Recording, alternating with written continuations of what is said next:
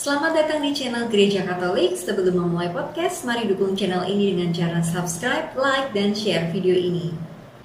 Tema podcast pada hari ini saya akan membahas mengenai bangsa Israel. Mengapa bangsa Israel mengklaim bahwa bangsanya adalah bangsa pilihan dan senantiasa disertai oleh Allah?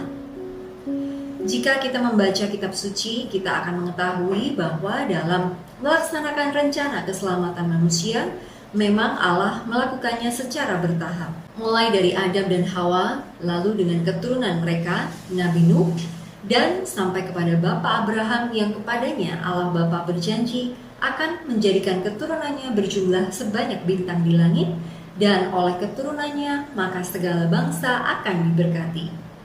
Janji ini ditepati Allah, dan Allah memberkati keturunan Bapa Abraham dari Ishak, Yakub, yang disebut Israel dengan keturunannya yang membentuk ke-12 suku Israel. Dan ini berlanjut sampai ke zaman Nabi Musa dan selanjutnya sampai masa perjanjian baru. Allah memang menyertai bangsa Israel sebagai bangsa pilihan Allah.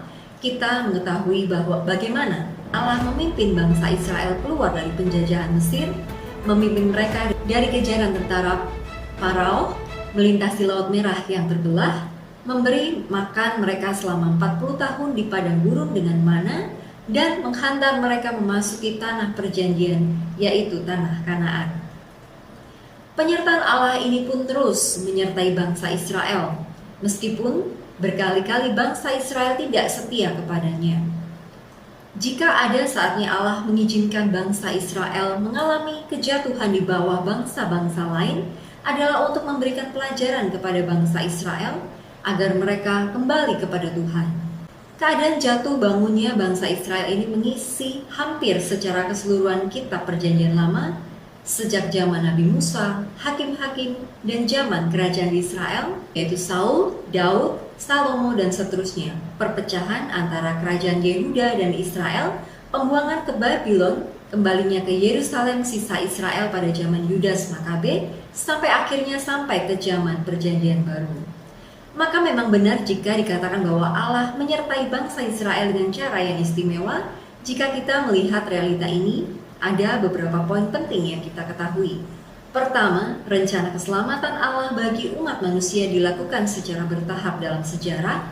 Dalam hal ini kita melihat perlunya persiapan umat manusia dalam perjanjian lama untuk menerima Kristus dalam perjanjian baru. Kedua, rencana ini dilakukan menurut prinsip atau pengantaran atau mediasi untuk menyelamatkan umat manusia. Ia melakukannya dengan memilih terlebih dahulu suatu bangsa, yaitu Israel, agar melalui bangsa ini seluruh bangsa diberkati. Dalam penjelmaannya menjadi manusia, Yesus pun lahir sebagai seorang berkebangsaan Israel. Maka sudah menjadi rencana Allah untuk menentukan bangsa Israel menjadi pengantara agar seluruh dunia mengenal Kristus.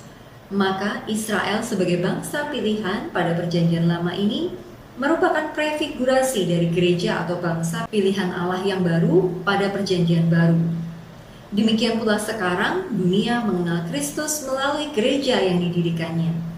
Ketiga, bahwa karena kesetiaan Allah, maka ia tidak akan meninggalkan bangsa pilihannya, baik bangsa Israel maupun gerejanya. Allah sendiri mengatakan dalam Roma 11 ayat 2, Allah tidak menolak umatnya yang dipilihnya. Maka dengan caranya sendiri Allah akan berkarya untuk menyelamatkan bangsa Israel dengan membukakan mata hati mereka bahwa ia sungguh telah mengutus Kristus putranya sebagai sang penyelamat. Walaupun sebagian dari bangsa Israel telah menolak Kristus, tidak berarti bahwa Allah mencoret mereka semua di dalam rencana keselamatan Allah. Allah tetap memberikan kesempatan yang sama kepada mereka untuk bertobat. Sebab Allah tidak menyesali kasih karunia dan panggilannya. Dalam Roma 11 ayat 29. Demikian pembahasan mengenai bangsa Israel. Apabila ada pertanyaan dapat ditanyakan di kolom komentar. Jangan lupa untuk terus dukung channel ini dengan cara like, subscribe, dan share video ini. Terima kasih.